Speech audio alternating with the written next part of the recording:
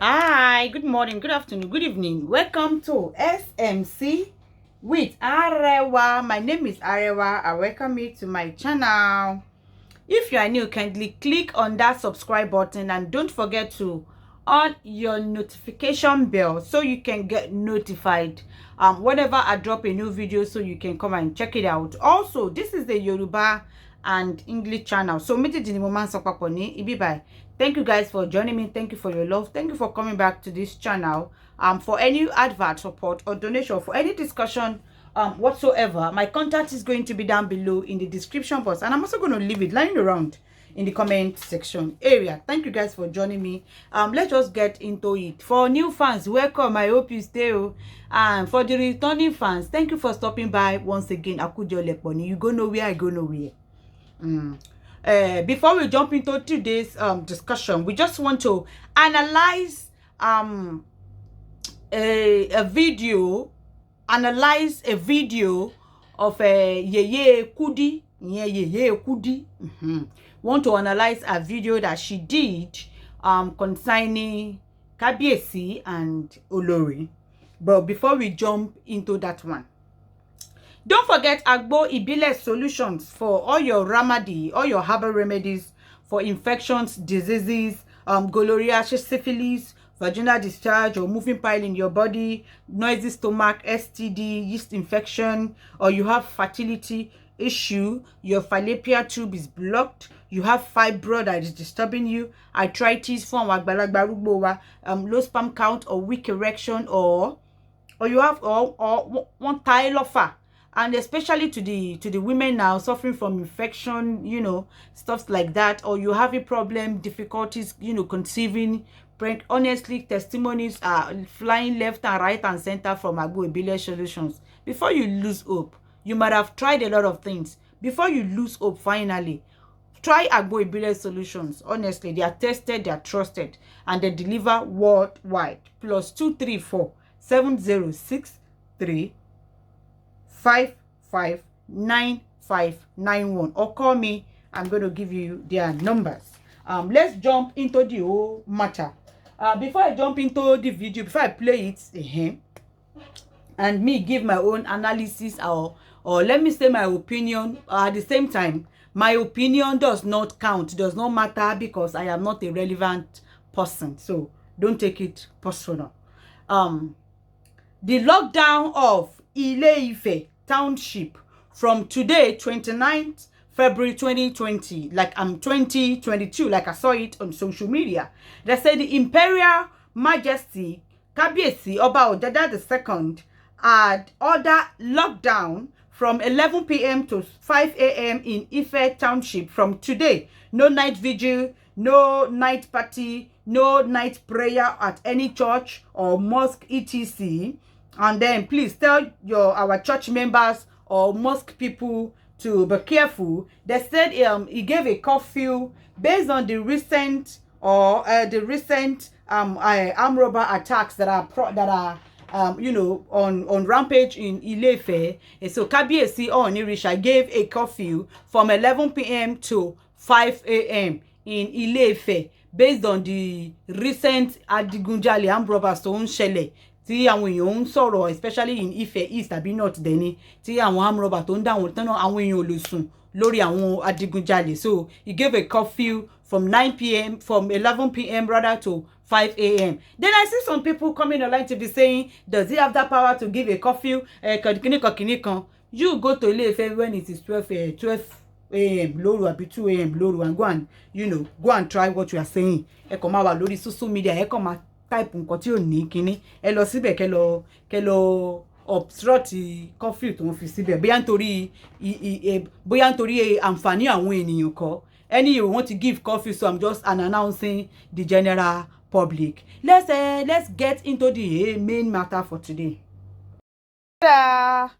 Thelma's style is here to ease your gold shopping. Your brand new gold shopping. They are here to ease it for you.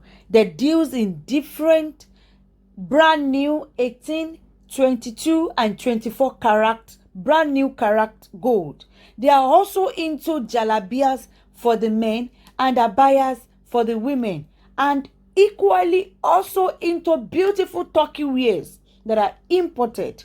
They are so easy to deal with, and what makes them stand out is their instrumental payment plan.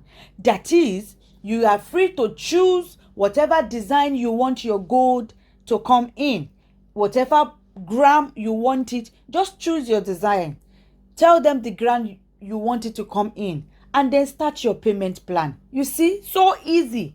That is what makes them different from the rest, and they are equally affordable. Their grams are at cheaper rate at the moment. Contact Daimond Styles. They deliver worldwide. Daimond Styles òun ló lè ṣe. Wọ́n wà into brand new gold, grow gold tuntun, àwọn 18 karat, 22, 24 karat gold.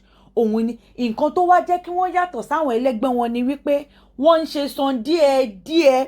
Ìyẹn túmọ̀ sí wípé ṣáà ti ṣúùzù góòdù tó fẹ́ rà, tó bá ní design tó fẹ́, ṣúùzù gíráàmù exact gram tó fẹ́ kó wá, kó dẹ̀ bẹ̀rẹ̀ láti máa sanwó ní san díẹ̀díẹ̀ títí ó máa fi san tán. Nǹkan tó jẹ́ kí wọ́n wà different nìyẹn fún gbogbo àwọn ẹlẹ́gbẹ́ wọn tí wọ́n jọ ń ta góòdù.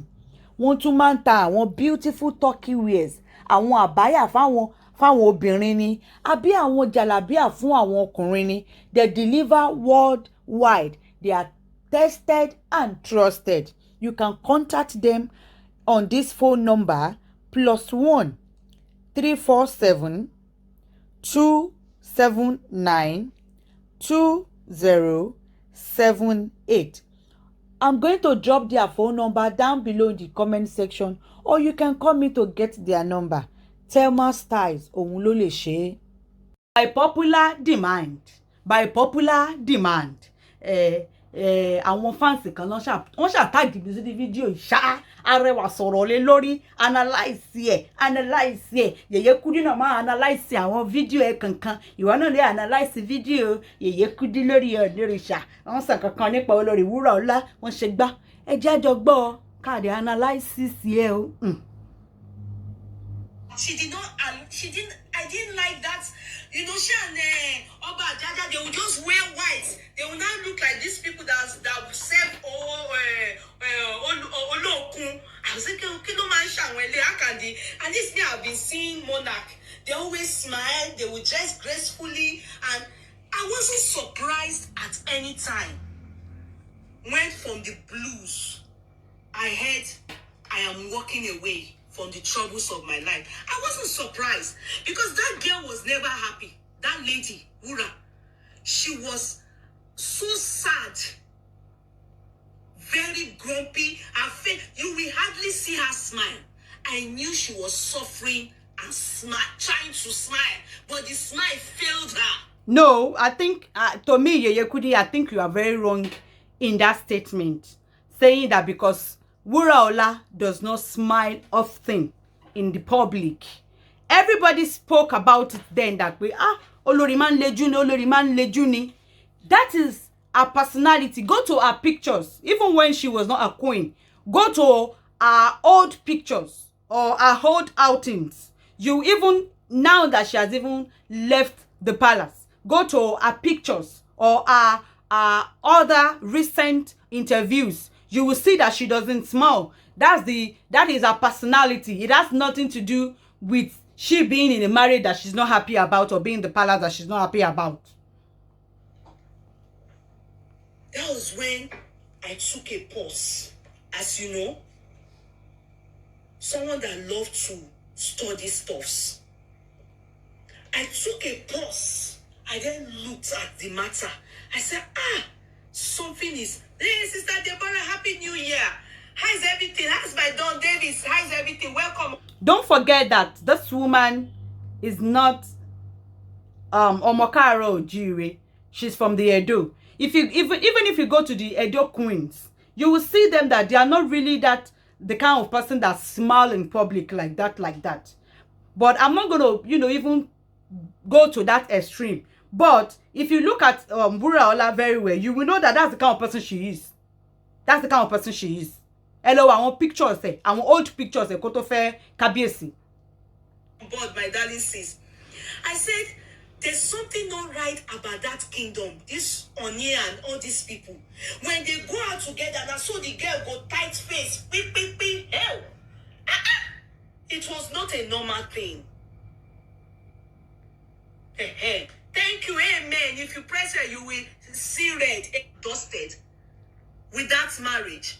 And she was living, and she even carried her beddings. They said the beddings in the Ooni's palace, the bed that they sleep on. Now that wura bring that queenly bed come, that very expensive bed. They said she's the one that brought it. I said, person come palace. All those things, all these things are just rumor. It didn't happen that she brought bed. It didn't happen that it's just rumor. Just bring beddings, bring wardrobe to the palace. I put question mark on the king's head. Me, immediately, I put question mark on the king's head. And again, do not forget that Kábíyèsí was barely like ìgbà wo ni wọ́n jọba. When did he become a king that he married Wuraola? Was it not like he was barely getting acquainted to kingship life when he married her? I think like a year nígbà tó ń jọba ni wọ́n fẹ́ Wuraola. Don't forget that. I said studying that the king Ooni of Ife. And I don't know him, but at least, like you will see our other kings of blessed memory, Olu Ibadan of Ibadan, may his soul rest, Aláàfin of Ọ̀yọ́, Awujale of Ijebuland, kings, you understand? I said studying all of them. I mean, not studying, but I said looking, onlookers like me. So, another thing I noticed about that king, do you understand? The Ooni of Ife is that you would notice one thing about him. Why is it that it was when he came to the throne? Yeah? Why is it that it was when he came to the throne? We've had kings and we still have kings. Aláàfin of Ọ̀yọ́ is there. The Awujale of Ijebuland is there. We have never heard that their siblings live with them in the palace. It may be lies, so I am saying, and I quote, all these speculations are things that we read in the papers, are things that we hear people saying. If it is not true, there must have been stuff or things that will make us know that these things are lies. But it seems it is true, because we heard that there's a place in Ife kingdom where they are bringing out gold. They are mining gold. And money is coming in via that kingdom. Suddenly, we just see some women. They said that they are the Ojaja's sisters. Three is it musketeers, they call them. 3 musketeers. Those 3? They just said that they are Ojaja's sisters. All the kingdoms have been seen, even the ones that in United Kingdom. I have never heard in any kingdom where sisters go and stay in the palace. I have never heard in... I just want her to, leave this phrase of the yeye, the 3 yeyes. The 3 yeyes do not live in the palace. They do not live in the palace. Wọ́n gbé nínú palace. United Kingdom or in any kingdom where sisters are prominently noticed. I put question mark on his head. Then again, 3 musketeers ahead. You see, Atobatele, Abobaku, Abobashekini on the floor sitting down. But it's always with older women, always with women around him. I don't see him with men. You understand? Men, during the time of Obashiduade, go and look, go back, or even other kings. When they go out on occasions, or when they're having occasion, you will see them with prominent men. Men, not women. Not a single. If they have to be with women, it has to be their wives, which rarely. It's only when you go and visit them. When Yeye Kudi, you need to first of all go back to these other kings that you are mentioning. You need to go back to when they became king. That is, when they became king in their youth day, because all the kings you are mentioning, they are far, far, far, far older than Kabiesi in age and on throne. Presently, you are looking at it from present situation. Kabiesi is just 5 years on throne. The kings that you are mentioning, they are older than Kabiesi in age and also on their respective thrones. So if you want to compare, you need to go back to when those swans became king in their 1st to 5th year on throne, when they are probably of the same age that Kabiesi is of now, before you can do that comparison. Other than that, like, how can you be comparing how can you be comparing Alaafin of Oyo with Olubadan? You understand? Do you know when Alaafin of Oyo has become king? How many years has it been on throne with Olubadan? Àwọn tó bá jẹ́ Olúbàdàn, ọmọ tí ń dàgbàdàgbà kan tó jẹ́. Wọ́n dẹ̀ kí ń pẹ́ náà lọ títí. So comparing it's not working. It's not working.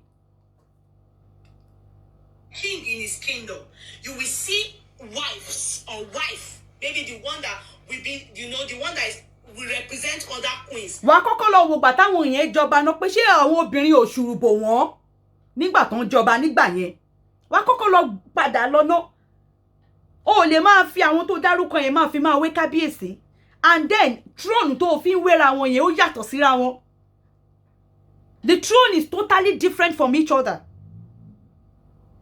That's when you will see them, as in you see, but you will see king. You will travel abroad, you will see him with men. But this particular king, I notice, is always with particular women, or you understand, women. He gave me concern. I put question mark on his head. As a matter of fact, if many of you do not know, when wuraola left, it's not from my mouth, people will hear it too. I will just say it, Lori Ofere, I don't know if it is true. We heard that the reason why wuraola left is because one day she saw the king on top of a woman who many, an elderly woman. Let me not describe it too. And she saw it with her eyes. When such a woman is heard, it is only good for the throne or the majesty or the king to check the people bringing us such unhealthy rumors from the honest palace or from anywhere. Or it is only good for the Ooni to have told wuraola to please go and debunk that story. When they are no more together. Forevermore. There's nowhere that woman is doing anything. You mean that the Ooni should summon wuraola? That they are separated? That she should come on air to come and put a speculation to rest? If you are wuraola, would you have even answered such summon? It's church program. I don't believe in our ministry. Because we were told that wuraola saw the king and that woman on top of each other. And she cannot talk. So she decided to leave the kingdom. How far this is true, we don't know. It is not true. We don't know. I am only introducing the case. I haven't started analyzing any case. Introduction ni mo yin ṣe. Introduction ni mo yin ṣe. So, at the end of it, the question mark, I became concerned. I said, if it is not true, And people are spreading this kind of rumors. It is only good for wuraola to be summoned by the kingdom that thing that they said, she should debunk it. Because all those things doesn't in any way make the kingdom of Ooni of Ife's kingdom look good at all. That's what? That's why even the people that are not worthy to stand during Obasijo at this time and talk against the kingdom, they have all the gods. You can't. Did you see when? Do you people see it when simple small fight? Oprah Winfrey wanted to scatter Canada. Where did he go to? He granted interview with mouth. One lie. His royal Queen Elizabeth's kingdom. It will go down. The Olori wuraola would not have left that marriage because she saw Kábíyèsí on top of an alleged old woman that people know. She wouldn't have left. It is not true. Now, let me say, I mean, this is just my own personal opinion. I'm not neither saying it happened or it didn't happen. But I just want to go on a limb here. Let's say, okay, maybe true. Pé orí lórí obìnrin. Ẹ jẹ́ ká gbà bẹ́ẹ̀ lórí obìnrin kan. Kò lè kúrò. Ìdí ni wípé, number one, there are a lot of things tó ti ń ṣẹlẹ̀ tẹ́lẹ̀tẹ́lẹ̀. Kò lè sọ wípé nítorí pé òun rí lórí obìnrin lòun ṣe fẹ́ lọ. Because Olori wuraola is someone that is acquainted with tradition. She knows what they call kingship. She's acquainted with kingship institution. Kò possible kó wá sọ pé nítorí pé òun rí pẹ̀lú obìnrin. No, because even she, òun rí pẹ̀lú older woman. Even she, when she was announced that she married the king, there are many speculations that came out and said that she's even older than the king. Ọba ni, ó lè fẹ́ anybody, àtẹni tó jù lọ, àtẹni tó hùn jù lọ. Ọba ìlú Olori wuraola, mọye ìyàwó tó fẹ́. Speculations tún wá gan wípé ó fẹ́ ìyàwó tún fẹ́ ọmọ. Ó fẹ́ ẹ̀gbọ́n méjì, ó fẹ́ àbúrò méjì. Ó fẹ́ ìtó jù lọ. So, and then Olori wuraola jẹ́ èèyàn tó jẹ́ wípé ìṣẹ̀ṣe yé ó ní àgbọ́yé ìṣẹ̀ṣe. Ó dẹ̀ understand nǹkan tí wọ́n ń pè ní kingship institution. So, kò lè torí ìyẹn kó ní òun fẹ́ lọ nǹkan tó ṣẹlẹ̀ kan nìyẹn. That one is far from the truth. But they don't allow it. It is even Italian mafias. That Ooni of Ife's one room, no class king. They don't ridicule them the way they ridicule this Ooni of Ife. They ridicule the Ooni of Ife in a manner that you will be thinking in your head. I put question. I think that one got to do with the fact that àwọn ọmọ Ilé-Ifẹ̀ tó jẹ́ indigene gangan. Those are the people that personally I would throw that one hat. That is in the part of àwọn tó bá Kábíyèsí du ipò nílé-Ifẹ̀, àwọn tó bá wọn du ipò, wọ́n gbé oríṣiríṣi ogun dìde. Wọ́n wá lo power social media tó wà ní ìgbà tí Kábíyèsí jẹ́ ọba. Everything is basically on social media these days. So they used social media. Ṣé mọ̀ tẹ́lẹ̀ téèyàn bá ń du oyè, téèyàn kan tó bá bọ́ sọ́wọ́ èèyàn kan, àwọn tí bí yẹn wọ́n lè máa plot oríṣiríṣi, wọ́n lè bẹ̀rẹ̀ sí ní máa sọ oríṣiríṣi nǹkan. ìgbà yẹn tí ó bá sí social media kò sí bí bó ṣe fẹ́ but ìgbà tí social media wá wà yìí ó wá jẹ́ kíkí ni ó wá bring about a lot of things tí àwọn people yẹn wá lò láti fi bá kábíyèsí jà àti reign wọn ṣùgbọ́n gbogbo ìyẹn àwọn tó jẹ́ ọmọ Ilé Ifẹ̀ tó jẹ́ indigene ni wọ́n ṣe gbogbo ìyẹn. Because they never come out to debunk, disassociate themselves from what the people are hearing or what a blogger, Oprah Winfrey, did you see what happened? They killed the story.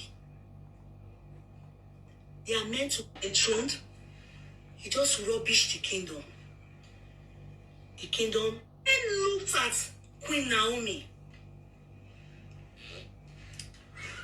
Very pretty lady, I must say. Yeah, very, very pretty. And she's not ready for this journey. And I must confess, she's not ready.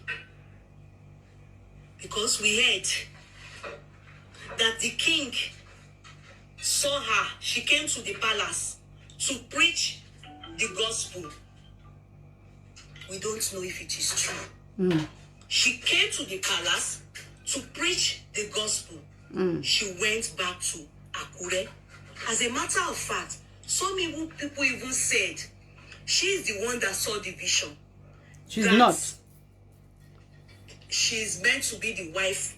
All those ones are rumor. Yeye Kudi. They are rumor. It is a rumor that Olori Naomi is the one that took herself to the palace to go and tell Kabesi, I am the one who that the Lord said I'm your wife. It's a rumor. It didn't happen like that. It's a lie. Irony. Of the king. However, she debunked all these stories. Yes, at the end of the day. There was never a time that she was match made to the king by what's this woman? She said she's the one that it is the king that wrote a letter of interest. Sí òun. Ó lọ bẹ̀. Wọ́n rí, wọ́n nífẹ̀ẹ́. Wọ́n kọ lẹ́tà sí pé mo fẹ́ fẹ́ o. Kò kí ń ṣe wípé bóyá òun ló lọ ọbẹ̀ láti lọ sọ pé mo rí vision wo Ọlọ́run sọ wípé èmi ni ìyàwó yín. Kò ń ṣe nǹkan tó ṣẹlẹ̀ nìyẹn. Irọ́ nìyẹn. Our queen to Oba. But the lady said no. It was the Oba that actually introduced her to that white garment woman, that woman that opened cathedral, that wear Pope John Paul. It is not that woman. Sherry pe Yeye Kudi gan wa familiar nínú story. It is not even that woman that Olori Naomi was talking about. It is Olubori that she was. Olubori kọ́ ló kọ́ cathedral. Esther Ajayi òun ló kọ́ cathedral. That woman. People will remind me, not Olubori. Not Olubori. The other woman, white garments. That open cathedral. I saw a lot of people sending this particular show to me that because people were making comments in there that the alleged old woman that allegedly the ex-Olori saw the king on was Esther Ajayi. It's a big lie. Irony. Was even Esther Ajayi, was she going to the palace as at the time that the king was married to Olori wuraola? Ṣé Reverend Mother Ajayi máa ń lọ Ilé Ifẹ̀ bẹ́ẹ̀ ni? I mean, ẹ jẹ́ ká kọ́kọ́ gbé sí làákàyè náà. Ẹ go back. When the king was married to Olori wuraola, was Reverend Ajayi, was she frequenting the palace? Was she frequenting the palace? I mean, you first of all reason that before you even think to that extent pé bóyá Reverend Mother Ajayi ni. Ṣé Mother Ajayi máa ń lọ sí Ilé Ifẹ̀ ni? Ó ń lọ Ilé Ifẹ̀. Was she even in Nigeria then? When did Reverend Mother Ajayi start frequenting Nigeria? That she built that church in Lekki. When? So you need to first of all go back to that time before you do your conclusion, your plus and minus. The other woman that opened a cathedral. Olubori, did she open cathedral? No, Olubori didn't open any cathedral. Esther Ajayi, God bless you. Olutayo, Jesu Joba, God.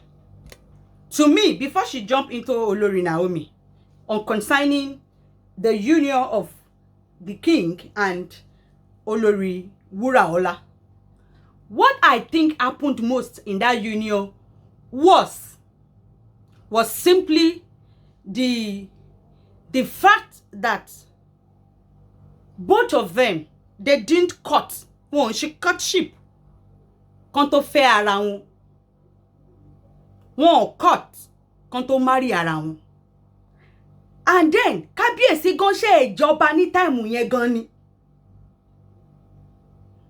Kábíyèsí àwọn gan wọ́n ṣẹ̀ṣẹ̀ ìjọba ní àkókò yẹn ni. That he's just still trying to get to know about. Do not forget that this king wasn't based in Nigeria before he became king. And then, even the Olori Wuraola is not based in Nigeria before she married the king. And then, Olori Yidekere, won kò kí ń ṣe Yorùbá.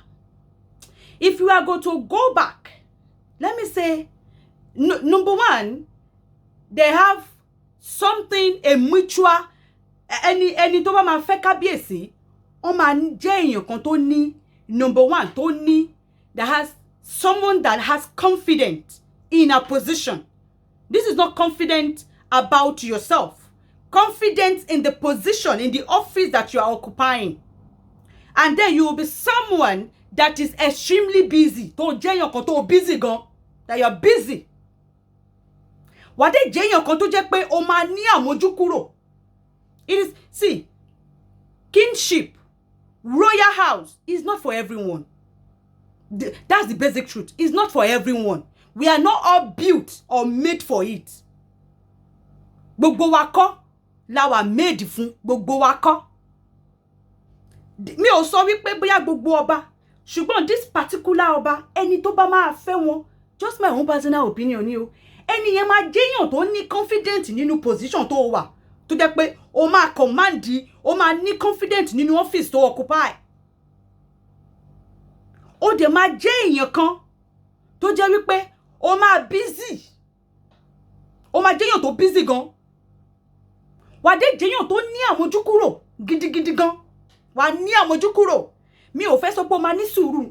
Mi ò fẹ́ lo sùúrù. I don't want to use the word patient. Wà jẹ́yàn tó ní àmójúkúrò. Wà dé busy. So wà rí busy yẹn, you must have something, a mutual passion with the king. Oh my, both of you have a mutual passion in contact ẹjọ́ nífẹ̀ẹ́ sí. Torí Kábíyèsí jẹ́yàn tó busy gan.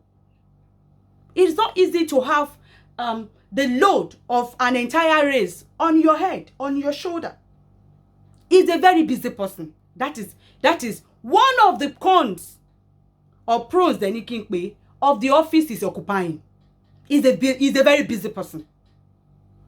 So ẹni tó bá máa fẹ́ wọn náà, ó máa jẹ́yàn tó busy bí tiwọn, so that bóyá rí wọn lé àbí bóyá kíníkan ó ní máa feel le torí wọ́n busy, àwọn busy, wọ́n busy. So bóyá time tẹ́ máa jọ wá wà yẹn, ó máa mọ̀ wípé wọn ò ní ríro, ó máa àmójúkúrò pé bóyá sí together àbí wọ́n ṣe kíníkan ò ráyè àbí kíníkan àmójúkúrò yẹn máa mú kúrò torí wọ́n ò ráyè.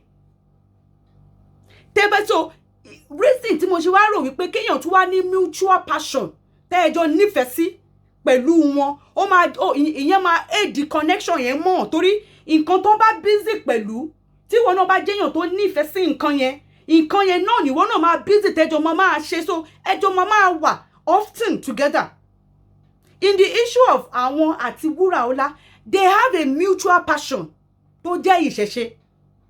Both of them are equally very busy.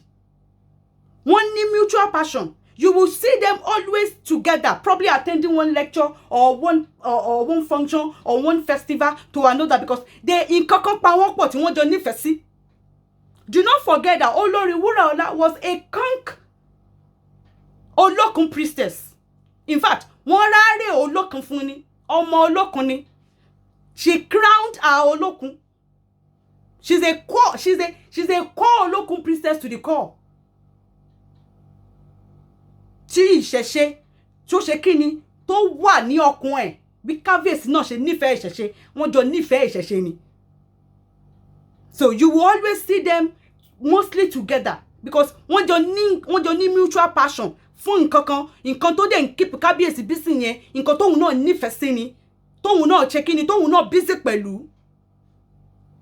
But tó bá ti jẹ́ pé bóyá ẹjọ́ ní mutual passion yẹn ó wá gan máa jẹ́yàn tó busy torí àwọn gan busy wà busy gidi gan wà dé ní confident nínú position tó wà not in yourself o in the office you are occupying you will command nǹkan tó máa jẹ́ kó command tí ẹrù máa wà lára ẹ ó máa mú àmójú kúrò torí position tí kábíyèsí wà position tó jẹ́ pé ó attract both opposite sex whether what's it called whether obìnrin whether ọkùnrin male and female it attracts.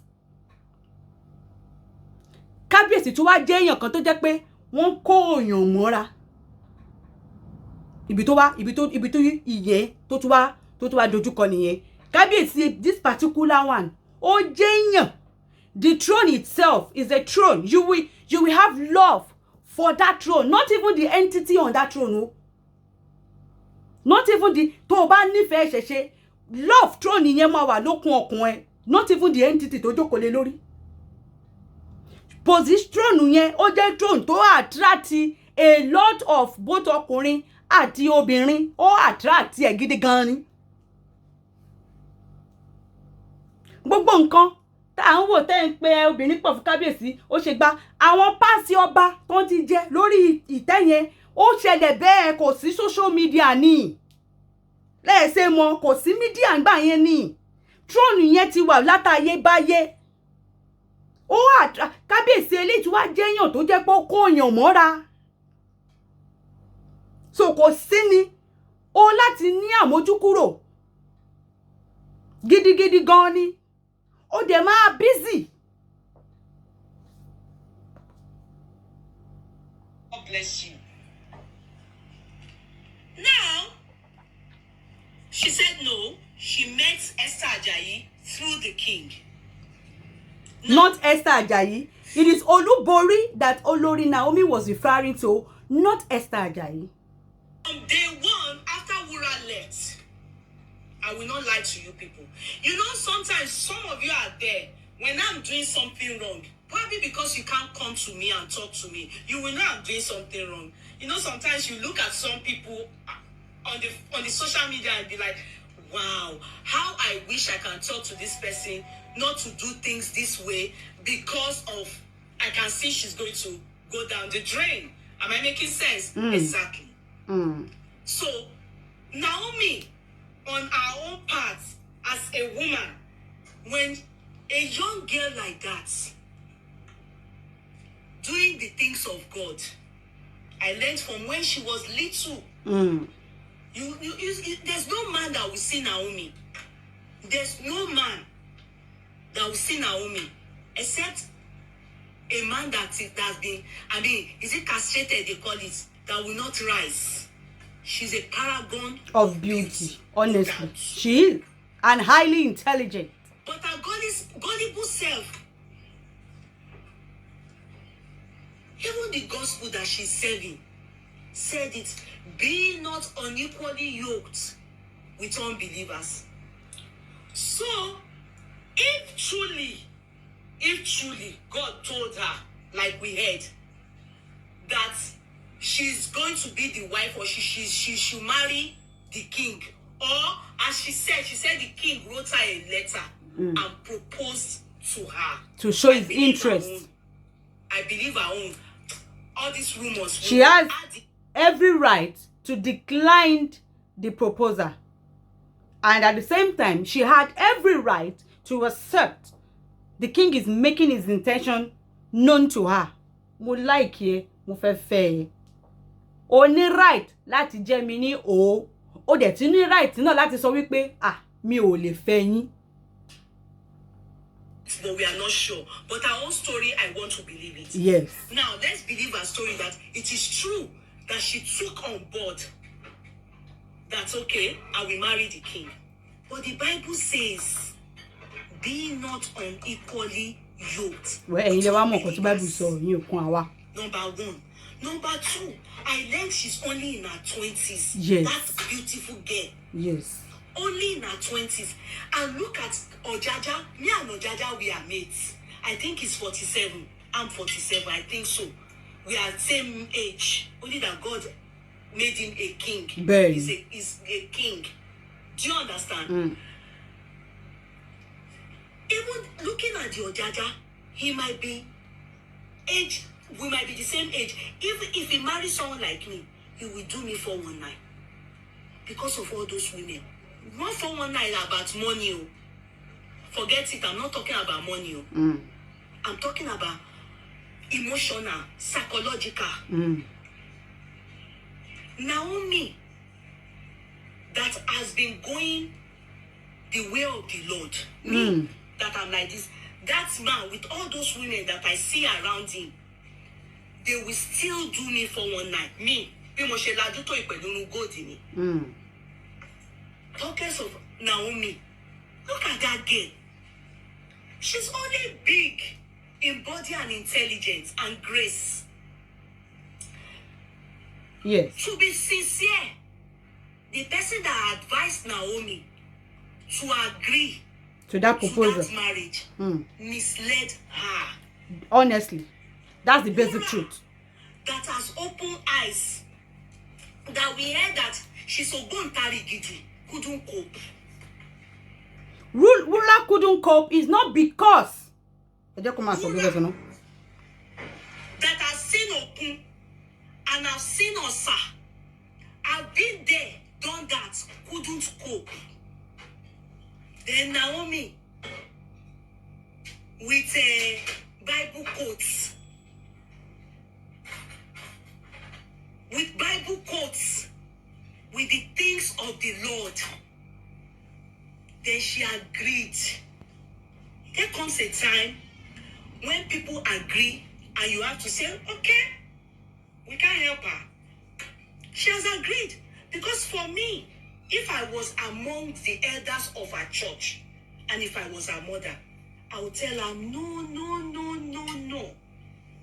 Let the people of the world that are following the king, let them be the one to follow the king. You? No. What has Aborisha got to do with Jesus? Fine. The king may just decide to acknowledge Jesus Christ because he wants to get down with you. No. He will not do it. No. The truth is, they are Aborishas. They are Aborishas. You are gospel. Did you see when Whitney Houston went for Bobby Brown? But you will not blame the king for that. He made his intention known. She accepted. That you will not blame the king for that. Kò sí ọkùnrin tó máa rí Olori Naomi tí kò nífẹ̀ẹ́, tí ò nífẹ̀ẹ́ fi ṣe ìyàwó. And I'm sure a lot of men would have proposed to her before the Kábíyèsí.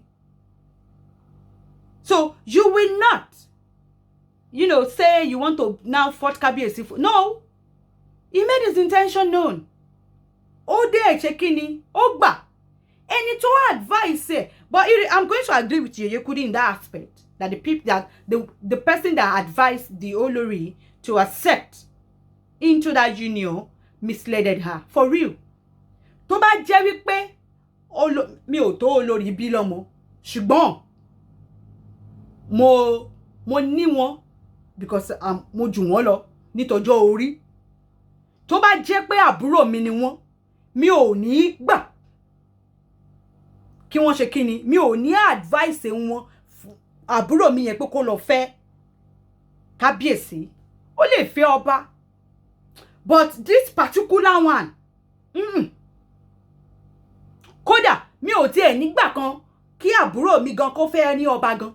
Ìdí ni wípé ọmọ kékeré ká ní wípé wọ́n ti fẹ́ ara wọn kí wọ́n tó jẹ ọba ni kò bá ṣe kí ni kò bá wà okay. They would have actually they would have lived the kind of àwọn lovey me and my husband kind of life. Olori Naomi otu àti pé Olori Naomi gan wọ́n ń ṣe bóyá ọmọ mi ò fẹ́ sọ wípé bóyá ọmọ ìgboro mi ò sọ pé ọmọ ìgboro does not mean pé bóyá ọmọ kan tó no, but streetwise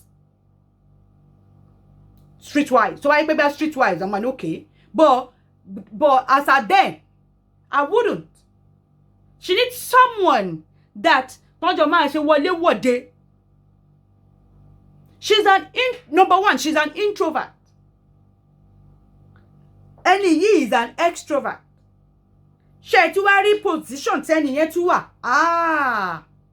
Position tó jẹ́ wípé ó nídìí ọ̀pọ̀lọpọ̀ àmójúkúrò ni. Ọ̀pọ̀lọpọ̀ àmójúkúrò ni ó need. And then mo tún rí olórí tó jẹ́ wípé she's not someone that has confidence in the position that she occupies. Now, even the confidence in herself, she's an highly intelligent woman. She has that grace written all over her. Ọlọ́run dídí bless ẹni. Ọlọ́run dídí yàn ní ọ̀tọ̀ tó ṣe kíni tó bless ẹni. Ṣùgbọ́n wà nínú ẹ̀. Ṣùgbọ́n inú ẹ̀ ni wípé wọ́n nídìí àwọn bóyá àwọn ẹbí wọn. With the instance Ajebota from background of Christianity, Bobby Brown is a street boy. Amugo, who died with the instinct. When with the instinct crossed from, oh Lord, my God, how excellent is your, as she crossed with gospel, you will die. With the instant cross from, oh Lord, my God, to Zazuze. Wow, she went from Ajebota to gospel, to simplicity, modesty. Fairy, Aborisha, she went for the king. That was too high for her. Yes. Immaturity can't make her cope. Then let me tell you, some of those women around the king, they will be sleeping with the king like this, and she will still be kneeling down for them. She will still be kneeling down for them, and the king knows that he's sleeping with them. Actually, they will be the one to be kneeling down to her if she understands her position, if she understands the office in which she is occupying. Kódà, ní ìgbà míì, number one, you cannot say a king is promiscuous. It is a very wrong word to use because she said so, Yeye Kudi. It's a very wrong word. Kò sí nǹkan kan tó ń jẹ́ bẹ́ẹ̀. Ọmọ àtọ̀ ṣe ń pè wọ́n ní kábíyèsí kò sí. La ṣe ń pè wọ́n kábíyèsí. He can choose to do whatever he wants to do. Kábíyèsí. You cannot say the king is promiscuous. Kò sí nǹkan tó ń jẹ́ bẹ́ẹ̀. Ní ilé, ní inú palace, in a royal home, there's nothing like that. Ní ilẹ̀ káàárọ̀ oòjíire, mi ò sọ tribe èmi o, mi ò sọ ilé èmi o. But ní káàárọ̀ ilẹ̀ oòjíire, táwa ti wá, kò sí nǹkan tó ń jẹ́ pé king is promiscuous, kò sí nǹkan tó ń jẹ́ bẹ́ẹ̀. Ọba ni wọ́n ti bá lórí ohun gbogbo. It comes with the office they are occupying. It comes with it. Ẹ lọ sínú ìtàn. Bó ṣe wà nìyẹn. Òun ẹ sọ wípé we all are not made for it. Gbogbo wa kọ́ la wà made fún. Ó ní tó bá jẹ́ obìnrin tó ní confidence nínú position tó wà. Tó jẹ́ pé ó ní confidence nínú position tó wà. Sórí gbogbo àwọn obìnrin yẹn gan, èyí tó bá máa wá bẹ́ẹ̀ nítorí royal banana ló fi wá. Báwo lẹ ṣe rójú olóró sí? So that you are taking charge of everything. Kò ní sí space. Even tó bá rí ẹ̀gán máa sá. ọba ò sí in position láti lé obìnrin àbí láti lé ẹnikẹ́ni. Èèwọ̀ ni kíyàn kan sọ pé kábíyèsí mo fẹ́ fún yín lọ́mọ mi kẹfẹ́. Èèwọ̀ ni kí kábíyèsí reject. Èèwọ̀ ni. It is a taboo ní ilẹ̀ Káàárọ̀ Oòjíire according to the culture, to the customs and tradition in which the kingship institution is built upon. Bó ṣe wà látàyè dáyé nìyí. Èèwọ̀ ni ọba òun kọ ìyàwó, ọba òun kọ obìnrin. So expecting bí kábíyèsí máa lé wọn àbí kò sí nǹkan tó ń jọ bẹ́ẹ̀.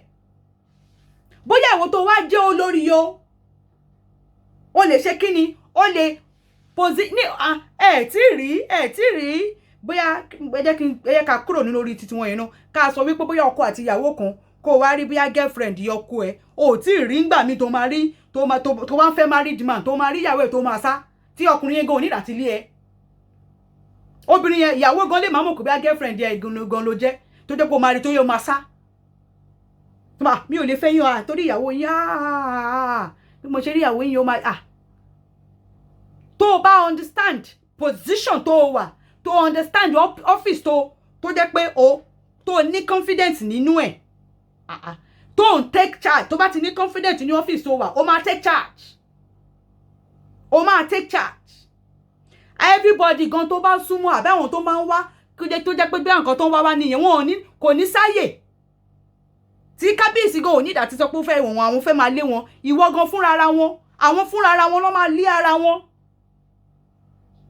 Àwọn fúnra ara wọn because throne yẹn that throne attracts women, ó attract ọkùnrin àti obìnrin, that is it. Kò sí nǹkan anybody lè ṣe sí lórí, ó attract ẹ. So ọba ò dẹ̀ sí in position pé òun fẹ́ máa lé èèyàn. Ọba ilé ìtura jẹ́yàn tó kóyàn mọ́ra, ó ń kóyàn mọ́ra. Everybody is welcome ni. It's filled with humility. Everybody is welcome. No ń léyàn. Mo rí Olori Naomi really struggled in understanding her office, in understanding the position in which she occupies. She needed a support to have confidence even in herself, not to talk of the office. She had problem taking charge. She had problem taking charge. Gbogbo ẹ̀dẹ̀kọ́ ní kábíyèsí fẹ́ wà available láti máa rí. Ká ní wọ́n jẹ́ èèyàn tó take charge. Ṣóyè yín bẹ́ẹ̀ yẹn kò ní àwọn nǹkan kan wà tó jẹ́ pé bí àwọn gan busy. Bí kábíyèsí jẹ́ èèyàn tó busy. Wọn ò tún wá ní mutual passion. So ìyẹn gan ó tún create another vacuum sílẹ̀. Àwọn dẹ̀kẹ̀rẹ̀ tún wá need èèyàn fún emotional support in order for her to have confidence. She's not a shy person. She's an introvert. She's not. Kábíyèsí is an extrovert. She's an introvert. Judging by her, by what we see of her. So, kábíyèsí tún wá jẹ́yàn tó busy. Àwọn wọn ò busy. Wọn ò ní mutual passion. Àwọn ò busy. Èyí máa ń busy. Àwọn ò tiẹ̀ understand the offices tí wọ́n take charge. Gbogbo nǹkan tó rọ̀ mọ́ ọ́fíìsì yẹn, a lot of ni wọn kì í ṣe, ni wọn ò gbọ́dọ̀ dé, bóyá nítorí ẹ̀sìn títí wọn. So, ìyẹn gan ó tún create another vacuum sílẹ̀. Ká ní wípé bí wọ́n ti marry before kan tó jọba, gbogbo àwọn loving gbogbo àwọn kinní yẹn, wọ́n ti leave gbogbo yẹn sẹ́yìn. Is that not the height of humility? Degrading? Some of those women around the king, she will be the one dishing food for them, and the king knows he's sleeping with them. Is that not the height of degrading her? Sometimes he will live with all these women that so-called call themselves all kinds of throne outside of chieftaincy that they give them. That is what that throne entails. Wípé kábíyèsí ń bá eléyìí sùn, eléyìí wá ń kí ẹ, àbí kábíyèsí ń bá ẹyẹ sùn, eléyìí wá ń kí ẹ. Tó bá understand, tó bá understand ọ́fíìsì ẹ, ó máa command ìbẹ̀rù. Ó máa command ìbẹ̀rù. àwọn gan máa lé àwọn ló máa lé ara wọn tó yẹ pé tó ń bá bọ̀ báyìí gbogbo wọn máa sáwọ́ gbó ni gbogbo nǹkan tí wọ́n ń gbà wọlé tí wọ́n sọ pé àwọn mójútó lè àbáwọn ṣe kinní kan tí wọ́n fi ní access sí wọn gbogbo ẹ̀rọ wọn ti take in charge of ó máa busy pẹ̀lú gbogbo ẹ̀ ọ̀ tó bá jẹ́ pé ìgbà tí kábíyèsí jọ ní mutual passion ni ẹjọ́jọ́ máa wà gbogbo nǹkan tó ń keep àwọn náà busy yẹn wọn náà máa jọ ó máa participate ẹjọ́ máa wà most times kò ní sí space yẹn ní ilẹ̀ tí Olori wuraola there was no courtship even with Olori and Naomi there wasn't courtship like that if there was courtship wọ́n ti kọ́kọ́ máa wo irú Olori Naomi ni wọ́n need láti kọ́kọ́ wo ẹni tó bá máa fẹ́ kábíyèsí àwọn ló máa obìnrin yẹn ló máa ní iṣẹ́ ṣe púpọ̀ ìwọ ló máa kọ́kọ́ wo ṣé mo lè kó irú wa wo ni irú wa see palace life palace institution bí mo ṣe máa like láti máa pè it entails a lot of things it is not like normal homes like normal homes it is another world entirely. It is another world entirely different from the one that we are living in. Ó yàtọ̀. Bá ṣe ń ṣe ń bí kọ́ la ṣe ń ṣe lọ́hùn. Nǹkan ẹ̀mí tó ń ṣẹlẹ̀ lọ́hùn kò lè ṣẹlẹ̀ níbòmíì. So it's a totally different ball game. Ìwọ obìnrin ló máa kọ́kọ́ ṣe facility study ẹ̀ náà. Wàá kọ́kọ́ lọ wò wàá ti gbé gbogbo ẹ̀ wò. Ṣé o lè ṣe yìí? Ṣé o lè cope? Ṣé o lè ṣe gbá? Ṣé o lè ṣàgbọ̀n? Wàá kọ́kọ́ wo gbogbo ẹ̀. Kó o tó ṣe kíni kó o tó tẹ́rí sí i kò ń ṣègbà tó bá tẹ́rí sí tán ló ṣe fẹ́ kọ́kọ́ máa wo gbogbo yẹn rárá wàá ti kọ́kọ́ wo gbogbo yẹn kó o tó tẹ́rí sí i. Normally ó yẹ kí ọkùnrin àti obìnrin ṣe courtship kan tó gbéra wọn sílé ṣe rí ayé àtijọ́ kò sí nǹkan tó ń jẹ́ courtship ní ayé àtijọ́ bóyá nítorí àwọn ìyá wa wọ́n understand basically ẹ̀sìn kò ṣe kí ni ẹ̀sìn méjèèjì tán gbé wá foreign religion yẹn kò tí kò sí wa lórí débi pé bóyá ilé àní ṣe kí ni ẹni àti understand òun ló ṣe ń work nígbà yẹn bọ̀ ní ayé ìsìn yìí ọ̀làjú civilization ọkùnrin àti obìnrin kan ṣe courtship kan kọ́kọ́ wo orí èèyàn tó wọ́n jẹ́ síra wọn náà kan tó gbéra wọn sílé bọ̀ ní ìsìn láàrin ọba àti obìnrin ṣé kí ọba wa máa date ní girlfriend boyfriend ni ọba òun ṣèyẹn ọba máa ń gbé lágbètán ni ìwọ obìnrin ló máa wá mọ̀ bóyá ṣé o lè cope àbí o lè cope ìwọ ló máa ṣèyẹn fúnra ara ti tiẹ̀ ṣọmọ rántí wípé wọn ò fọkùn sí ẹ lọ́rùn wọn ò by force yẹ whatever reason why you made a decision you should solely live by it do not put the blame on the opposite person. They know the truth. The king knows the truth. But that girl... Tó bá kí n ṣe Aborisha, tó bá nífẹ̀ẹ́ sí òrìṣà, ó lè fẹ́ ọba. Bọ̀sibọ́sì odidi ọba pẹ̀lú gbogbo igba irúnmọlẹ̀, ìrìnwó igba irúnmọlẹ̀.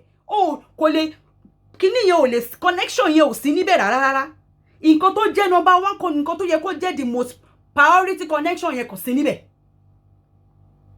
Immatured for what they have put her into.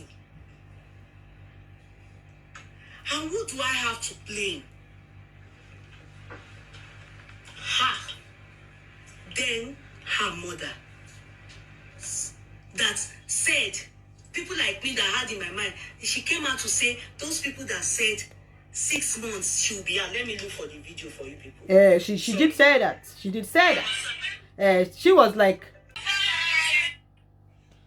maybe a someone, as handsome as king, but not as promiscuous as the king. The king has many wives. Do you understand? This beauty, this talent. Even King Solomon in the Bible. King Solomon have how many wives and how many concubines? Was he not a king? You do not say a king, a Yoruba land king for that matter, is promiscuous. It's a wrong word. It is totally wrong to say that. You do not say that. ní ilẹ̀ káàárọ̀ òjíire kò sí nǹkan kan tó ń jẹ́ bẹ́ẹ̀. It's wrong to use that word. Àtayé ti dáyé ni ọba ní ìyàwó púpọ̀, ọba lè decide láti fẹ́ ní ìyàwó tó bá fẹ́ fẹ́, ó dẹ̀ lè decide àti ní side chic 100 tó bá fẹ́ ní. So do not say that. She deserves more. That is what me I'm thinking. I have actually said that with the kind of grace that Olori Naomi had, she deserves more. She totally deserves something else entirely. Something else entirely. Irú ọkọ tó jọ máa ṣe wọlé wọ̀de, tó jọ máa ṣe kíní lèmi rí gẹ́gẹ́ bí tó jọ máa ó ṣe kíní o, ó ń kìkì báyìí o, tó jọ máa jọ change diaper baby, tó jọ máa ṣe lèmi rí wọn ni mo. Those are, I mean, that's something that she deserves. Honestly.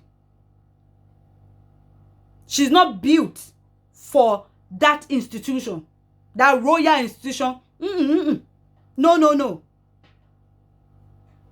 Unless they've been together before the king, ascending the throne, they would have actually lived out all those, all those years. They would have, lived all those ones. Maybe that me high grade her. Maybe it's me that so much, love her. No, it's not as if you grace her with the grace that she carries. No.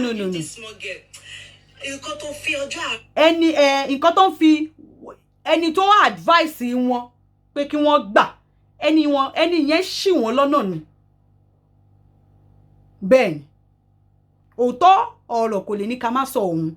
Bó bá ṣe ń sọ yìí, ẹ̀yin kan máa feel pé bóyá a hate ẹ̀ la ṣe ń sọ àbí a like ẹ̀. No, kò ń ṣe bẹ́ẹ̀. It's not it at all.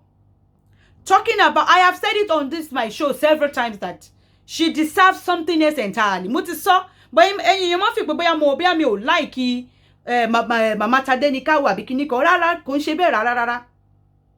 It's not it. Kò ń ṣe bẹ́ẹ̀. No. It's not worth it. Do you understand? So I said to myself, I understand though that it's good to stay many years in marriage, but it's good to stay with a man that will really, you will enjoy him, he will enjoy you. She's too young to marry someone that has old women as wife, old women as vampires around him, everybody controlling him. The man has no mind of his own. He's controlled by different people. Even with people that are married, they are controlling him. He has no mind. Who told you that people are controlling him? Are you there with him? Yeye Kudi, are you there with him that people are controlling him? Forgetting that it's a rumor. Even you, Yeye Kudi, many people are saying that you are controlling your husband. One song where you are controlling your husband. People are saying it. But is it true? Does that make it true? Ola, go and ask what she saw. She got skinny. The kind of people that the king is good with, I don't know what. The thing is, when he married Olori wuraola, he was barely getting used to kingship. Ìgbà wo ni wọ́n jọba, ìgbà wo ni wọ́n fẹ́ Olori wuraola. Wọ́n ò gbé Nàìjíríà, wuraola náà ò gbé Nàìjíríà kó tó wá fẹ́ kábíyèsí. Wuraola ò dẹ̀ kí ń ṣe Yorùbá. And if you look at, I'm gonna go hard on the Libya and say most of the workers in the palace, in fact, mo ń kó gbogbo wọn papọ̀, bóyá cook ni o, sweeper ni o, cleaners ni o, MSS and stuff. I'm mo ń kó gbogbo wọn papọ̀, workers in the palace. 99% of them will be Yoruba. Olori wuraola wọ́n kì í ṣe Yoruba. She doesn't speak Yoruba, nor does she understands Yoruba. Wọ́n bí wọn sí ilẹ̀ Yoruba. See, their union, yes, they had a mutual passion. Yes, she's a busy person. He is also a very busy person. Yes, She understands her position. She has confidence in her position. What dabaru that union was the fact that there was no courtship. 1. 2. The king was barely getting used to that institution of kingship. Number 3. Olori wuraola ò gbọ́ Yorùbá. Ṣó yé yín bẹ́yẹn? Ṣé mọ̀? Most of àwọn èèyàn tó ń ṣiṣẹ́ ní palace Yorùbá ni gbogbo wọn. Ká ní wọ́n ti fẹ́ra wọn kan tó jẹ ọba. Àwọn náà wọn bí àwọn bá employee. Tí máa sọ pé most of the workers are Yorùbá, not necessarily they are from Ilé-Ifẹ̀. Wọ́n lè jẹ́ àwọn ọmọ tó wá láti Ẹdó, tó wá láti Benin, tó wá láti bí Ondo, àbí Abẹ́òkúta, àbí stuff like that, but ọmọ Káàárọ̀ Oòjíire ni gbogbo wọn. Ṣó yé yín bẹ́yẹn? Ó possible kí olórí kọjá kí àwọn èèyàn méjì kan máa sọ̀rọ̀ bí akọ́n rẹ́rìn sí àkókò yẹn. Olórí ò gbọ́ Yorùbá. Kò mọ̀ nǹkan tó ń sọ. Ó lè máa fi pé bóyá ọ̀rọ̀ òun ni wọ́n ń sọ tán fi rẹ́rìn. Ṣó ti yín bẹ́yẹn? So a lot of things like that. She understands the position. She understands. Àìní sùúrù. Àìní sùúrù àti àmójúkúrò. Òun ni olórí wuraola ni wọ́n ní. Àìní àmójúkúrò àti sùúrù. Wọ́n gbàgbé wípé ẹni yìí gan ó ṣe ìjọba náà ni. Òun gan kò tí wọ́n bó ṣe ń ṣe lábí tán ṣe ń ṣe ló àbí tán ṣe ń ṣe tọ̀hún. She just getting used to, going through the school of understanding that position, that throne.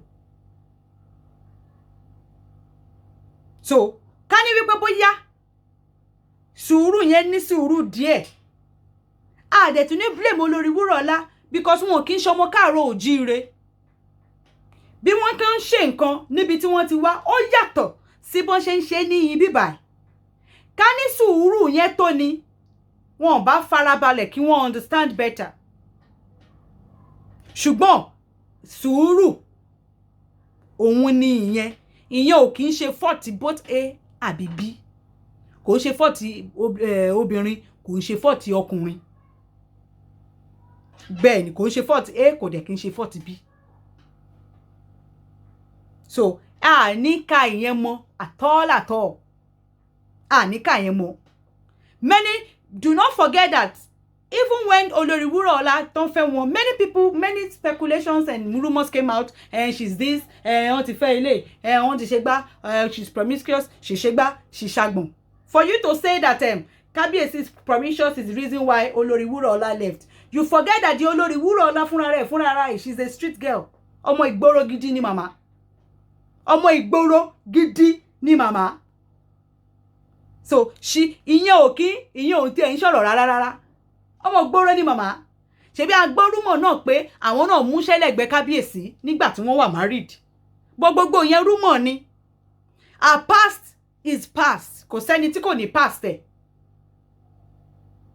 I will only talk about your past if you are still living it in your present. That's it. But any other that, it is past. Ìyẹn kan ló máa fẹ́ yàn kan kí yàn kan tó fẹ́. Ìyẹn ò ń sọ̀rọ̀. Ó ti fẹ́ ilé, ó ti fẹ́ gbá, ó ti fẹ́ gbọ̀n. Ṣebí wọ́n sọ ó fẹ́ Tinubu rí, àbò fẹ́ Ọbásanjọ́ rí, ó marry kíní kan Makurdi rí, governor Kano kan, ó ṣe gbá, ó ṣàgbọ̀n. It was said of her. She was also, if you are going to call Kábíyèsí pé bí wọ́n wà promiscuous, even she herself. So, do not, Yeye Kudi, don't even say that one. Don't even bring that one into the matter. Ìyẹn ò tẹ̀ ń sọ̀rọ̀ rárá. Advised him that he has to go and marry a virgin or someone as good as this Naomi. Virgin ke. This Naomi is too good for that kingdom. Virgin. He needs women that have delivered 1, 2, 3 that can cope. Not necessarily pé obìnrin tó bá ti bí ọmọ rí. Obìnrin tó jẹ́ pé òun gan ó kilẹ̀ fúnra ẹ̀. O ẹni tó kilẹ̀ fúnra ẹ̀. Tó dẹ̀ jẹ́ Aborisha. Tó ní passion. Kò ń ṣe wípé bóyá ó pretend to like òrìṣà o. Just because kò fẹ́ nìyẹn o. Just because kò fẹ́ délé ọlá. No. O máa jẹ́yàn tó genuinely like òrìṣà ni. Tó like Aborisha. o máa understand pé ọ́fíìsì tó ń lọ institution ibi tó fẹ́ lọ enroll iṣẹ́ sí yẹn nǹkan tó wà ní involve nínú ẹ̀ nìyẹn o tó bá ti kọ́kọ́ ní eléyìí àti last níbẹ̀ yẹn ó máa ṣòro díẹ̀. All the dirtiness that is going on in the palace or around the palace, you know me. You understand? Because like I said about some musicians, there are some people that will marry a musician now. I will say, okay, it's okay. Do you understand? At least this one don't born to born. I mean, life no make sense anymore. It's okay. Go. Just because pé obìnrin ti bí ọmọ rí does not mean pé life will make sense. Listen to what Yeye Kudi is saying.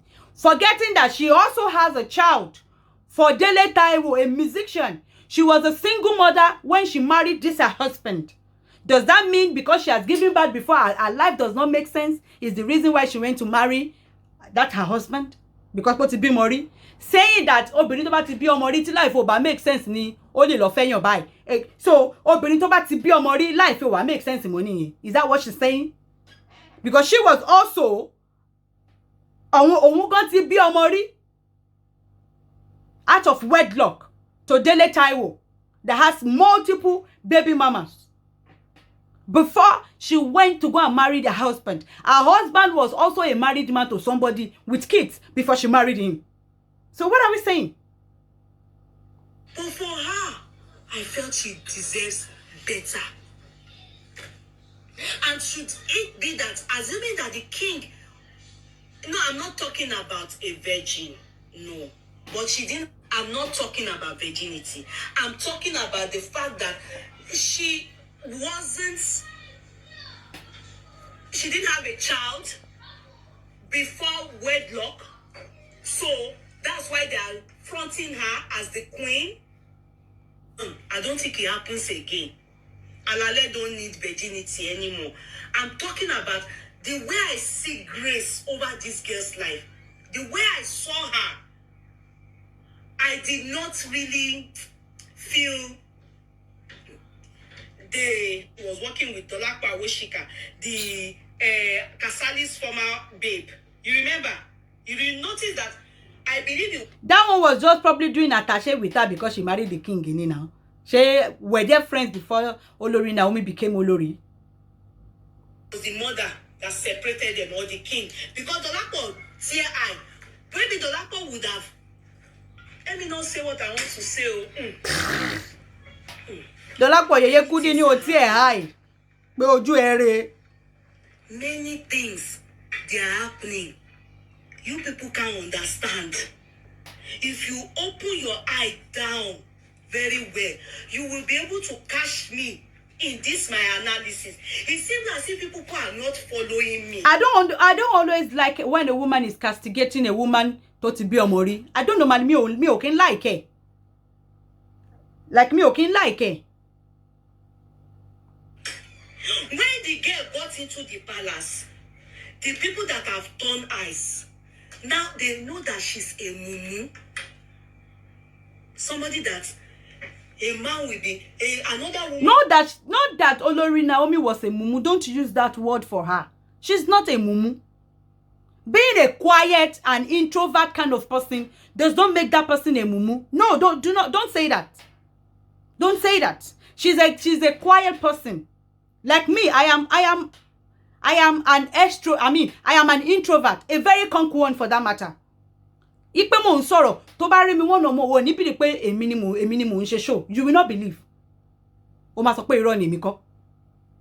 Tó bá rí mi one on one. Mi ò ń sọ̀rọ̀.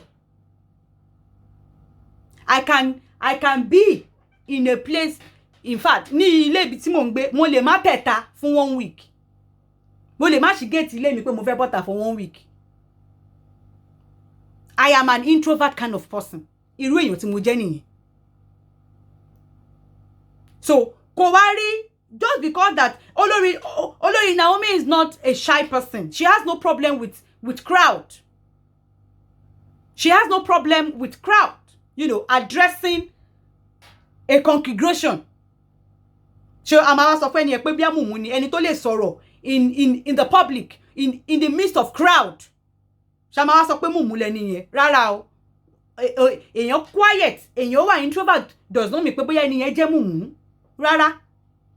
Or pé bóyá maybe she lacks confidence in herself.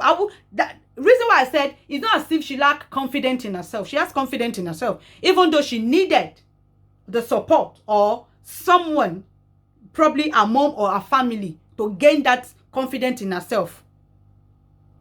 So how is she supposed to have confidence in the position that she's occupying? That's a lot.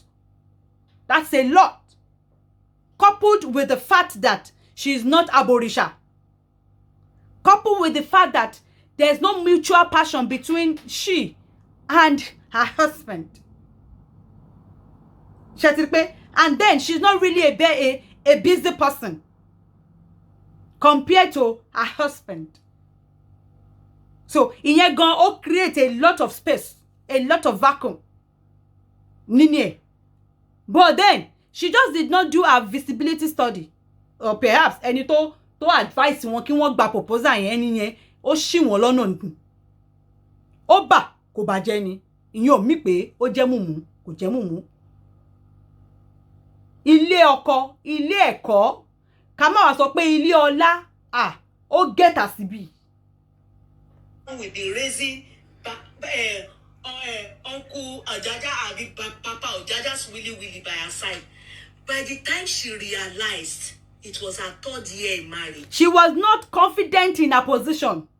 She was not confident in her position.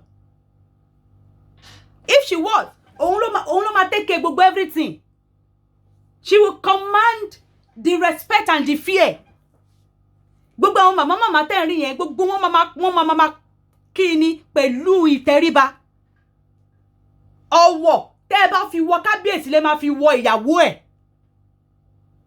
Ọ̀wọ̀ tẹ́ bá fi wọ ọba lẹ máa fi wọ ìyàwó. Kò tí ẹ ń ṣe odidi yèyélúwà, ìyẹn tó bá jẹ́ pé wọ́n ṣe àwọn orò tíyàn fi ń di yèyélúwà fún ẹni náà. Ọ̀wọ̀ tẹ́ bá fi wọ kábíyèsí lẹ máa fi wọ ìyàwó ẹ̀. So that confidence will be there. Gbogbo wọn mama, in fact, kí ni gbogbo wọn fẹ́ máa jókòó ṣe gan? Ìrí èsì gan lásán gan, jìnnìjìnnì gan ti bo gbogbo wọn. Èyí tó bá wá nítorí banana oko ẹ̀ gan, jìnnìjìnnì á ti bọ̀ á ti sá lọ. Bẹ́ẹ̀ ni. it has been happening before she entered the... And please, it is not the husband that will give you that confidence. It is something that you need to have yourself. Not the èèyàn kọ́kọ́ ló máa fún ẹ nìyẹn. Tó bá ń retí kéèyàn kan fún ẹ, tẹ́nìyàn ò bá sí ní àràǹdí ńkọ́, how would you cope? So it is something you need to possess yourself. Not that somebody will make you possess it, somebody will give it to you. No. The reason why I said royal house or royal institution is not made for everybody. It's another word entirely. She didn't know. It's not as if she's a virgin. It's not as if she too didn't have her own level of people that were dating her. Of course. But sincerely. Of course. She wasn't ready. Or she's not ready. And she's still not ready. Yeah, she's not. She's not. For what is in front of her. Of course. Or probably She's going to not Ilioko. ready. She needs training. She needs to go to Shadi Okoya and go and learn. And she will have to drop this Christianity. Going to Akure. Now, look at, well, I like the way she mentioned Shadi Okoya. Now, look at Shadi Okoya was equally a very young girl when she married Okoya. Shebi, there were women surrounding Okoya, and he had older wives. But look at when she married Okoya. She commanded that fear. She took charge. She understands the position. She had confidence in herself. She had confidence in the position that she is in. So she took charge. She commanded respect and fear. Or take care of everything. To go and be doing what? And go and be doing Christianity. Where? She has to stay in the palace and fight the battle. She has to stay in the palace and fight the battle. You remember there was one time she went and started working with some people. She enter say working with some people. You will know when small pikin want to tear eye. No, that was her She mother. went and said working with Dolakwa Awoshika and co. I think that was her mother. Now the mother sit down, size the matter up. Say, I'm sure that woman went Alua to go and separate them. Because Dolakwa had already penetrated. The woman separated them. Little did she know that it's not about separating people from her. It's about them allowing this girl realize that what she has entered is one chance. One chance. The girl needs Igboya, Igboju. She needs to drop all this CEO aluminium clothes. Chotiri. Only need Igboya àti Igboju. Reason tí mo ṣe, that's the reason why I use the word confident in the position that you are occupying. Tó bá ti ní, o máa ní, automatically you will be filled pẹ̀lú ìgboyà. Kò yé yín? Pẹ̀lú ìgboyà. Anybody tó bá wá, tó bá torí kíní eléyìí wá, ó tó bá rí ẹ jìnnìjìnnì á bò wọ́n. Kò yé, I mean, mi ò understand bí tẹ́ bá get bí mo ṣe ń sọ, jìnnìjìnnì á bò wọ́n, torí mo mọ nǹkan tí mo ń sọ. Cheaper material. Tó bá use mọ́lé ọlá, nǹkan tí mo sọ ó máa yé ẹ. Real sheets. Look at all the... It is, Royal House is an institution on its own. It's an institution on its own that you study. O máa study ẹ̀ tó máa ṣe exam tó máa pass ẹ̀ ni. Kò ń ṣe nǹkan kékeré. People now, I bet let's be real. And it is all royal houses. Let's use the England as an example. It is an institution.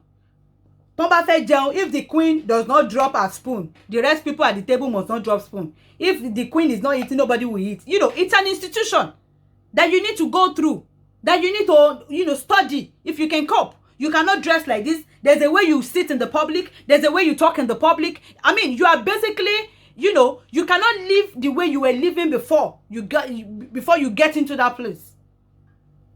Sure, you understand? Like you cannot, there's so many things that you cannot do that you do when you were out.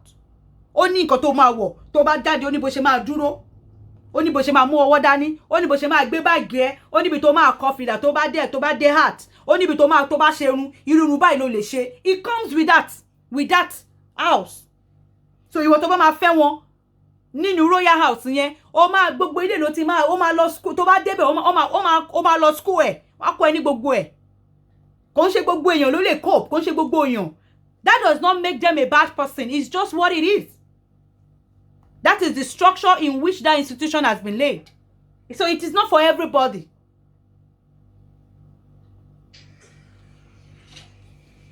Go and sit down and go and look at the king's setting.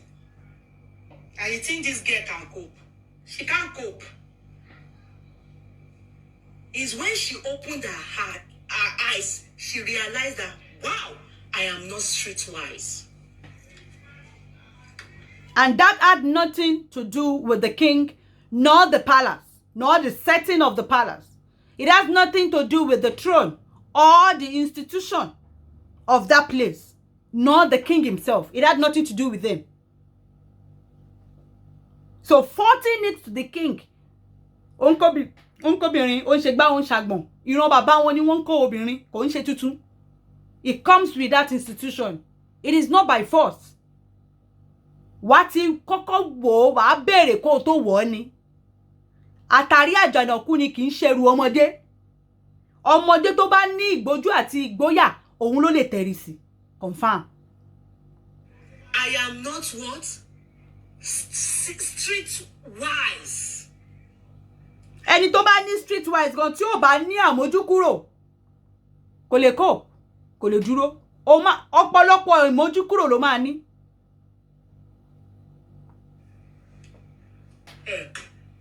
The people she will bring inside, the king with Tumba them, the ones that will queen's mother. Because we were told the queen's mother moved from their home in Akure and followed the queen to the palace. And the queen's brother, Benro, there's one that is so beautiful. I was searching to see if she followed them to the palace. If you notice that one, that on the day that they were doing one of the anniversaries, one thing, she was dancing and enticing Kenwo with her body. She wasn't, I don't think she purposely was enticing Kenwo, but it was Kenwo's eyes that me I saw that was looking at the girl's bum. Everybody was looking at her bum. Emma saw Kenwo, especially Emma saw Kenwo, everybody don't go. I was thinking in my head, I hope that girl is not in the palace too, because that girl is very pretty. As a matter of fact, the woman has very beautiful children. Ben, yes. I studied all the stories, as a matter of fact, to see if I will see that girl's existence in the palace. Yeah, no, she is in the palace. See me, that's see me. Yeah, she is in the palace. Unless time to balo school, to ba today on Giovanni. The people that live in the palace, I was told it is her mother, and what's her name? What's his name? Benro. Now, it has happened. When Shade Okoya wanted to marry Okoya, at least they didn't call all of us. Did they call us? No. Okay. Many of them, or many mothers, some will still make this kind of mistake. Some will still put their children. See Regina, didn't the mother put her daughter to this kind of thing and eventually went to marry a young man? Some mothers are so self-centered. Ben. They think of themselves more than their children. Yes. But the children don't know. Of course. Because if Naomi was sensible, she will know she has been used as a bait. Sincerely. I know Obajaja is very handsome. Realistically, the guy is handsome. But his story is too dirty. Leave his story alone. Even me, as I tear I everybody have their past. Yo Kudi, to some people, your story is also dirty. To some people. To some people, my story is dirty. Kò sẹ́ni tí ò ní past ẹ̀. Nítorí pé àwọn jẹ́ ọba lè ṣe ń fi past wọn máa fi máa judge wọn. Àbí story wọn fi judge wọn. No, drop it. And decide to marry him. I can't cope. Talking of Naomi. Exactly, it's not for everybody. It's not height, it's not beauty. It is the emotions. Láì ṣarúgbó. Psychologically, she can't cope. When Wura got into that palace, she was a little bit chubby. Before she went, she became a skeleton. It's a lie. It is when you think too much and you... It is a lie. Skeleton, bro. Don't say that. If wuraola gbọ́ gbogbo nǹkan tó ń sọ, in fact, ó máa bínú sí ẹ gidi gan. Skeleton báwo? No shout out. What that girl was saying, she couldn't say it because she will be a sellout to the kingdom. Naomi is too immature. Naomi is too immature. The funniest thing is when Kabiyesi married Wuraola, all the women that you are talking about could not even near the palace, near Kabiyesi, nor even near the palace. Gbogbo wọn bẹ̀rù Olori Wuraola. Wọ́n bẹ̀rù ẹ̀. She's not the type that does chit chat. No. And she and her husband were basically together most of the time. Is it travel?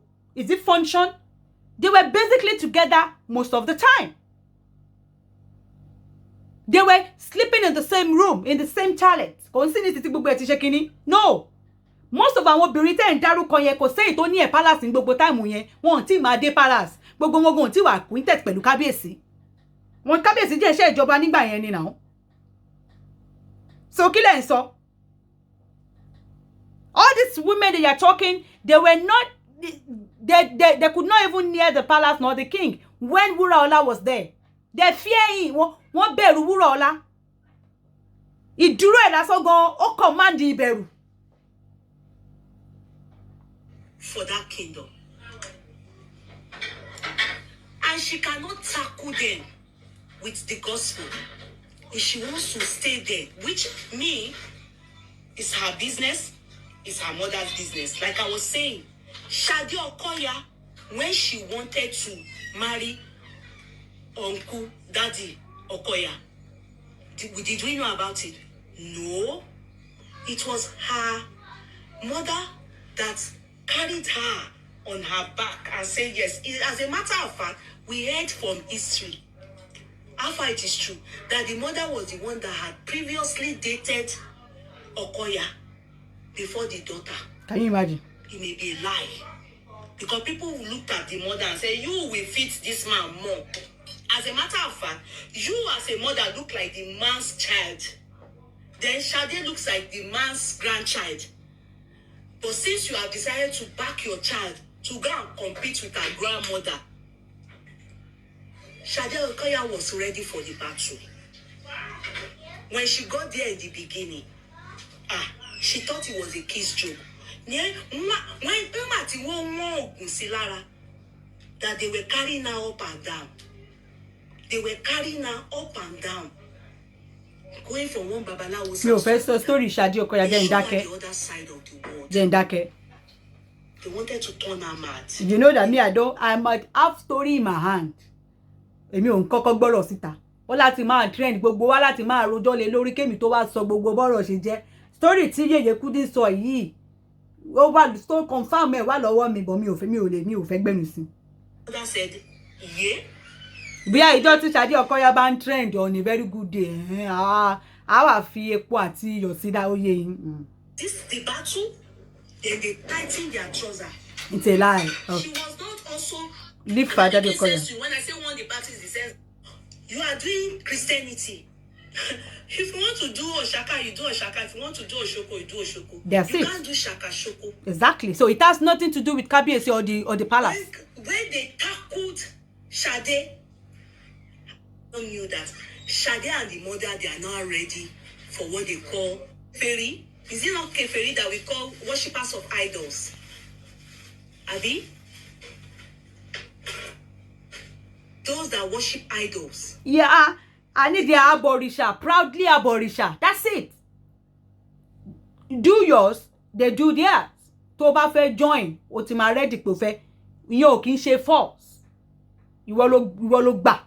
Ìwọ ló dẹ̀ mọ̀ why tó ṣe gbà. So, ó ní fault ti ẹni náà àbí ibẹ̀ yẹn. No, kò jọra wọn rárá. Some of the tradition is worshippers of idols.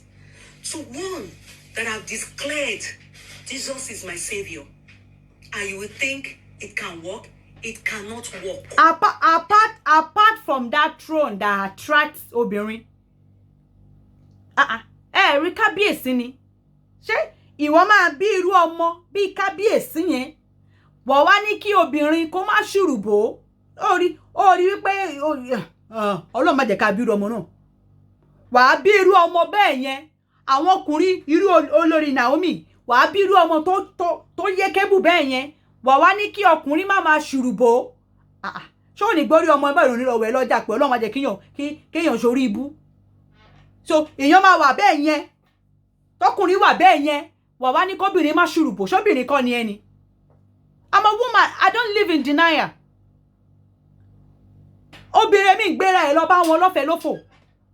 Ká má wá sọ throne. That throne is the most controversial throne in the whole of Karo Ojire. Is the most controversial throne. The most throne thing that all eyes are on.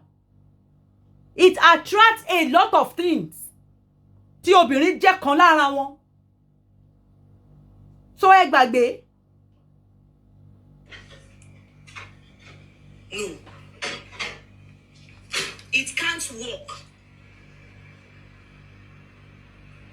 So when they got into the kingdom. Nínú ìṣẹ̀ṣe does not forbid ìyàwó púpọ̀. Nínú ìṣẹ̀ṣe, nínú Aborisha, tradition, religion kò forbid ẹ̀. Throne yẹn ó fàyè gbà. Religion ẹ̀sìn tó dá kíní yẹn tó dálẹ̀ ó fi àyè gbà.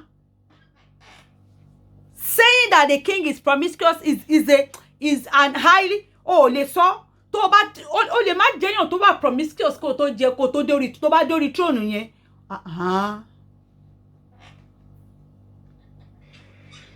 On getting there, she went with the mindset of, you will, man, submit yourself to your, wife, submit yourself to your husband. Bó ṣe wà nínú Bíbélì. That's what she reads, and that's what she understands. In the Bible. Husband, love your wife the way Christ loved the church. And Kábíyèsí loved her. Later, during this conflict, that we were made to understand that Ashley has been in existence before Naomi.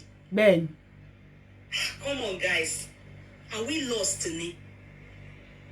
Ashley has been in existence before Naomi. Of course. And mommy Naomi saw it. Not only Ashley self. Not only Ashley. Carried her back and carry Naomi that, has the glory of God all over. The very first time that Olori Naomi came with her mother, that is when she accepted the proposal that she came. Sure, wọ́n máa sọ pé àwọn ọba ayaba Ọmọlọ́lá níbẹ̀ ni àti Ashley. They were there. Eyeball to eyeball. What are you saying?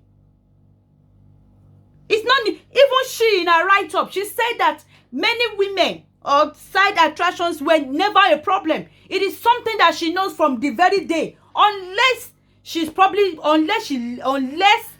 living in denial. Bóyá àwọn àti mommy wọn àbí advisor wọn bóyá wọ́n live in denial ni. Ṣùgbọ́n pé wọn ò mọ̀ yẹn irọ́ ni gbogbo ẹja mú ìyẹn kúrò ńbẹ̀. I know it was never hidden. It is not hidden. The very first day tó lọ sí ibẹ̀ pẹ̀lú mommy wọn lọ́jọ́ wá. Wọ́n rí gbogbo wọn níbẹ̀ tí wọ́n mọ̀ nǹkan tí wọ́n mọ̀ ni. So nǹkan tí yàn mọ̀ tó tún wá tẹ́rí sí, so ìwọ ló dẹ̀ wá mọ̀ why tó ṣe tẹ́rí sí o àbí why tó ṣe tẹ́rí sí. Ẹ má máa gbé fọ́ọ̀tì yẹn wá síbi pé no. To go and practice polygamy. Ejo, how is it going to work? If your religion is against polygamy, then you accept to marry a polygamist. You don't get there and start complaining and start saying the polygamy is what is making you leave. No. And she never said that was why she left. So I don't know why people are even bringing up in that conversation. It's a disrespect to Olori Naomi saying that she left because of many women. No. It's a disgrace to her. Don't say that. Palace. A man that has Ashley, because it's only Ashley I want to recognize, and that Diola, who was Olori, ọba ìlú wọn. Ọba ìlú tán ti wá. Ṣé ìyàwó kan ni ọba ìlú wọn ní? I mean, kini gbogbo nǹkan táwọn èèyàn máa ń sọ. Mama, don't be bringing other women when you're talking about the Kábíyèsí and Olori Naomi, maybe separation. It's never a problem. It is never a basic of discussion. That was never a problem. Child, who is the child? The daughter to the king. The mom saw it when they came the first day. She saw it. Story. There was a time there was going to be a battle where the mother to Diola wanted to come out and disgrace the king for not being respectful. Ìyẹn that one has to do. Àwọn yẹn wọ́n jọ bímọ fún ara wọn ni. Ẹja mú yẹn kan ní kúrò. Killed, watered down the whole thing and debunked everything. And I believe it's the king that went to talk to that man. No, it's not the king. I think the king is so good. It's going to be probably the king's father, because the king's father and